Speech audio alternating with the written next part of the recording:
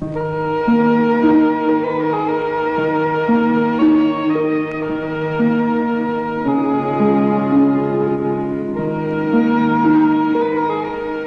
palais qui bordent la mer sont en partie construits sur pilotis. Les salles inférieures sont parquetées de planchers de cèdre qui couvrent la surface de l'eau et que l'on enlève lorsque les dames du sérail veulent s'exercer à la natation.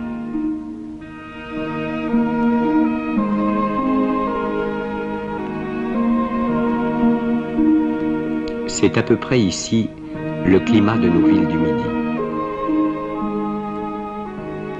L'égalité la plus parfaite règne entre les femmes du sultan. Il y a dans le harem un ordre pareil à celui des pensions bien tenues.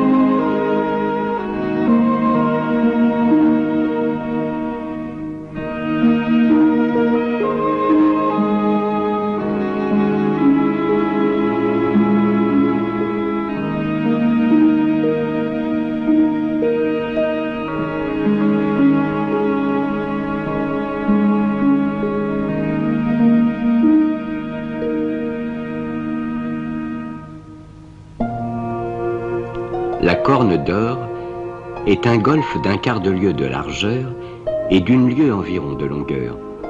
C'est le port le plus merveilleux et le plus sûr du monde. Il sépare Stamboul des faubourgs de Péra et de Galata.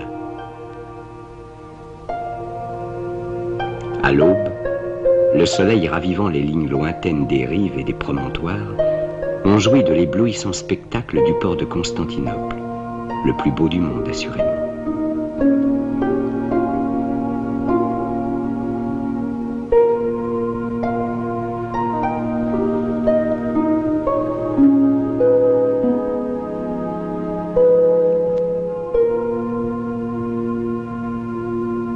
Le Bayram des Turcs ressemble à notre jour de l'an.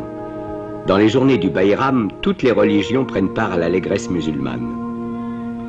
Le sultan devait faire la grande prière du Bayram à la mosquée du sultan Ahmet, qui borde un des côtés de l'At Meidam, illustré par le souvenir des empereurs de Byzance.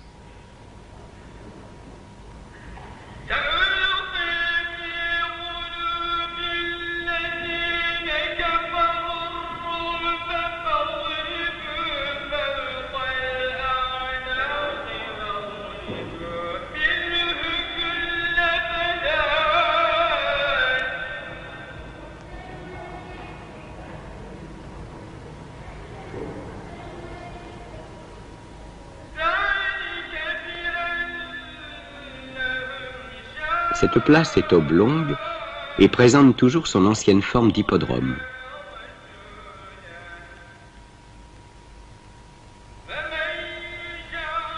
Au-delà, les îles des Princes se dessinent vaguement à l'entrée de la mer de Marmara.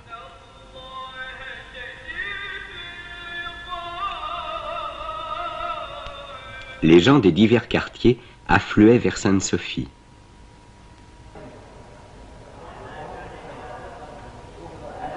Comment dire les splendeurs de cette nuit privilégiée?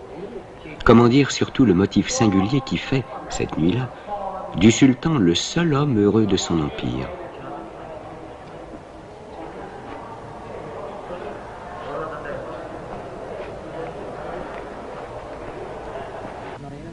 Tous les fidèles ont dû, pendant un mois, s'abstenir de toute pensée d'amour. Une seule nuit encore, et ils pourront envoyer à une de leurs femmes le bouquet qui indique une préférence. Mais quant au sultan, en qualité de pâtiche-chat et de calife, il a le droit de ne pas attendre le premier jour de la lune. Il a une nuit d'avance sur tous ses sujets pour la procréation d'un héritier.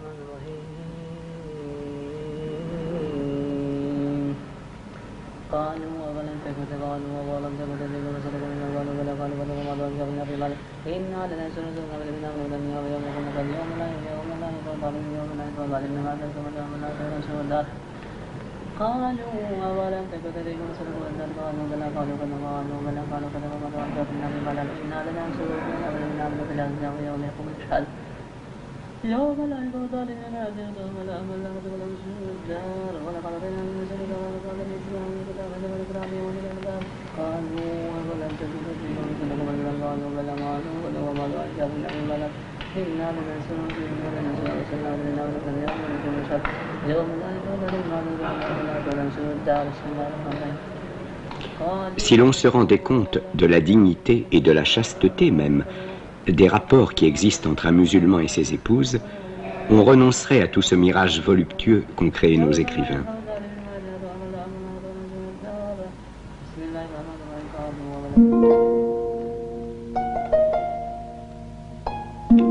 Le sultan paraît fort disposé à repeupler l'empire, si l'on se rend compte du nombre de naissances de princes et de princesses annoncées à la ville par le bruit du canon et par les illuminations de Stamboul. Le sultan est aussi peut-être le seul des Turcs qui puisse se plaindre de l'inégalité des positions. À lui seul, dans son empire, il est défendu de se marier légalement, et il ne pourrait davantage épouser une étrangère. Il se trouve donc privé des 4 femmes légitimes accordées par Mahomet à tout croyant qui a les moyens de les nourrir. Ces sultanes, qu'il ne peut appeler épouses, ne sont originairement que des esclaves, de telle sorte que le sultan réduit à n'avoir pour femme que des esclaves, est lui-même fils d'une esclave.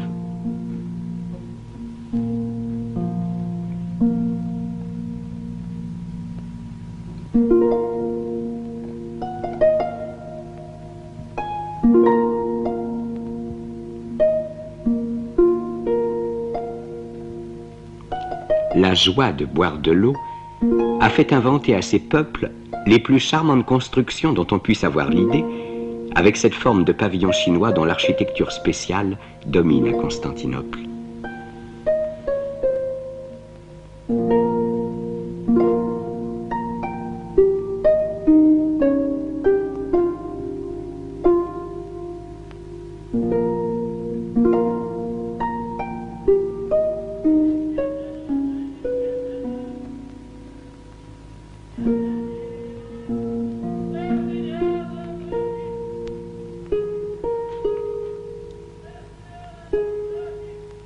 Rien n'est plus vertueux au dehors que ce paysage d'idylle, que ces maisons de bois dont les portes s'entr'ouvrent çà et là pour laisser paraître les ménagères matinales. Ville étrange que Constantinople. 4 peuples différents y vivent ensemble, Turcs, Grecs, Arméniens et Juifs, enfants du même sol, se supportant beaucoup mieux les uns les autres que ne le font chez nous les gens de diverses provinces ou de divers partis.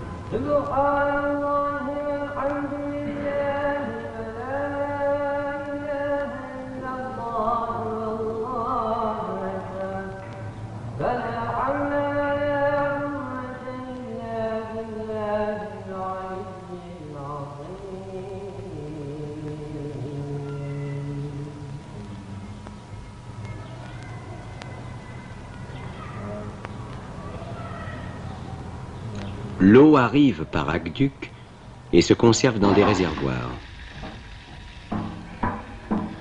Elle prend souvent un goût désagréable, de sorte qu'en raison de la rareté de cet élément, il s'est établi une école de buveurs d'eau, gourmets véritables au point de vue de ce liquide.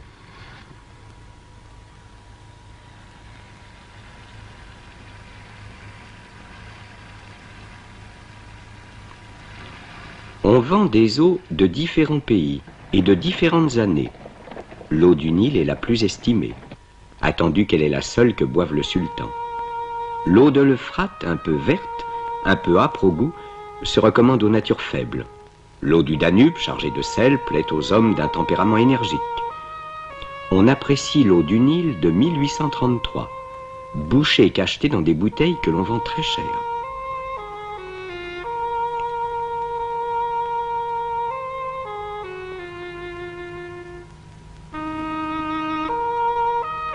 Cette cité est le sceau mystérieux qui unit l'Europe à l'Asie.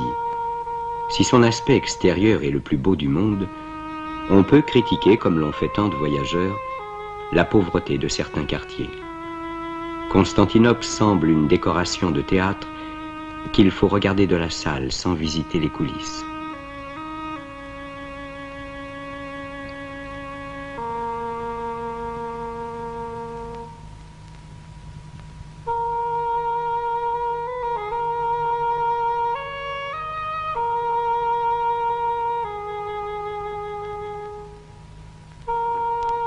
Du petit minaret situé au-dessus de la Corne d'Or, partit une voix douce et mélancolique. Je ne puis résister à une émotion étrange. La terre imprégnée de rosée répondait avec des parfums à la brise marine qui passait pour venir à moi, au-dessus des jardins de la pointe du Sérail. Le soleil dessinait au loin cette géographie magique du Bosphore, qui partout saisit les yeux, à cause de la hauteur des rivages et de la variété des aspects de la terre coupée par les eaux. Après une heure d'admiration, je me sentis fatigué et je rentrai à l'hôtel où je demeurais et dont les fenêtres donnaient sur la Corne d'Or.